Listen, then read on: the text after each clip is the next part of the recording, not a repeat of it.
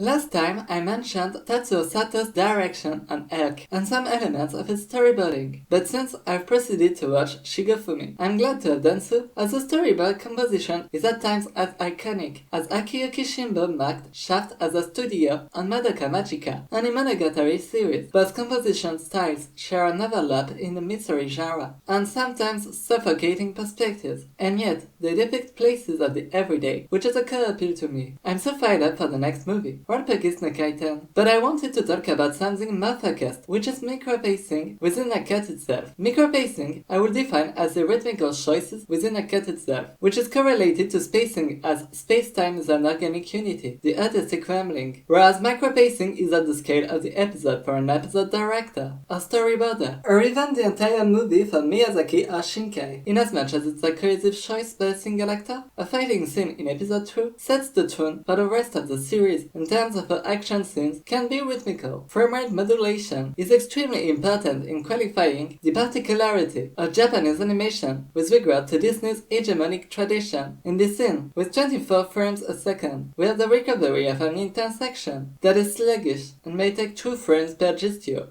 And at the beginning, a snappy knife swing promptly avoided by the teleportation of the main protagonist. This teleportation takes 4 frames to complete. Alongside that, we have frame by frame the gradual blurring of the knife and an impact frame caused by the occlusion of the light source that becomes revealed. This being more of a staging element, perhaps left to the storyboarder or the episode director. The sluggish recovery I first mentioned, I call recovery to refer to fighting games, as they seek to punish unsuccessful motion and need to animate it to convey the why in volume to the player, so it's not felt as unjustified. Because the gesture of stabbing changes frame by frame with the blur and light compositing, whereas the sluggish recovery is 2 frames by 2 frames, this cut exemplifies framerate modulation and micropacing, where various pipeline departments interact. The teleportation is so subtle. The human's average reaction time is kind of close to it, but I wouldn't be surprised if some viewers dismiss this detail, and this kind of ambiguous direction is what I love with this Shigofumi cut.